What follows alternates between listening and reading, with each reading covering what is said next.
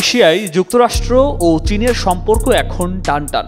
দক্ষিণ চীন সাগর বাণিজ্য যুদ্ধ ও প্রভাব বিস্তারের প্রতিযোগিতায় দুই পরাশক্তি মুখোমুখি অবস্থানে। এপেক সম্মেলনের আগে প্রথমে জাপান সফর শেষ করে দক্ষিণ কোরিয়ায় পৌঁছেছেন মার্কিন প্রেসিডেন্ট ডোনাল্ড ট্রাম্প। সিউলে তিনি ইতোমধ্যেই চীনের প্রেসিডেন্ট শি জিনপিং এর সঙ্গে বৈঠক করেছেন। কিন্তু এই বৈঠকের আগে থেকেই উত্তপ্ত হয়ে উঠেছে সিউলের রাজপথ। শহরের কেন্দ্রে গর্জে উঠেছে slogan, no Trump, no China.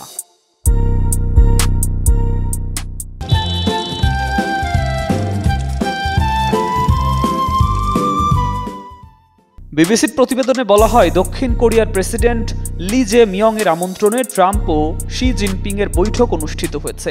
এটি নিঃসন্দেহে এক ঐতিহাসিক ঘটনা। তবে বৈঠকের আগে সিউলে শত শত মানুষ রাস্তায় নেমে আসেন এই দুই পরাশক্তির নেতাদের বিরোধিতা করতে। মার্কিন দূতাবাসের সামনে নো ট্রাম্প স্লোগানে গর্জে ওঠেন একদল বিক্ষোভকারী, আর একদল সমবেত হয় নো চায়না ও সিসিপি আউট স্লোগানে।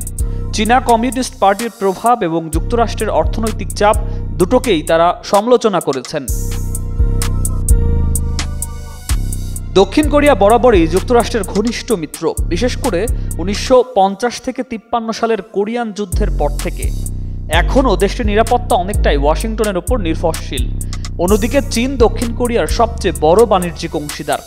এই দুই পরাশক্তির সঙ্গে সম্পর্ক বজায় রাখা এখন প্রেসিডেন্ট লি জে মিয়ং এর জন্য এক সূক্ষ্ম কূটনৈতিক ভারসাম্যের পরীক্ষা। লি ইতোমধ্যেই যুক্তরাষ্ট্রের সঙ্গে সম্পর্ক মজবুত করতে পদক্ষেপ নিয়েছেন। তিনি ট্রাম্প প্রশাসনের সঙ্গে $350 বিলিয়ন বিনিয়োগ ও $150 বিলিয়ন এলএনজি কেনার প্রতিশ্রুতি দিয়েছেন। বিনিময়ে ট্রাম্প আমদানি শুল্ক কমাতে সম্মত হয়েছেন। তবে এর মধ্যেই জর্জিয়ায় হুন্দাই কারখানায় 300 এর বেশি দক্ষিণ কোরিয়ান শ্রমিক আটক হওয়ায় জনমনে ক্ষোভ বেড়েছে।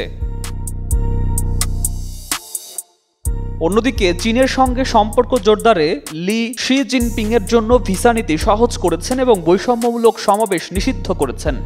বৈঠকের পর শি দক্ষিণ কোরিয়ায় আরও কিছু সময় কাটিয়ে এপেক সম্মেলনে যোগ দিয়েছেন। বিশ্লেষকদের মতে এটি চীনের প্রভাব দেখানোর বড় সুযোগ। এখন দেখার বিষয়, লি জে মিয়ং এর সূক্ষ্ম ভারসাম্যপূর্ণ কূটনীতি দক্ষিণ কোরিয়াকে দুই পরাশক্তির টানাপোড়েনের মাঝেও কতটা স্থিতিশীল রাখতে পারবে। সুকান্ত সরকার, 21 টেলিভিশন।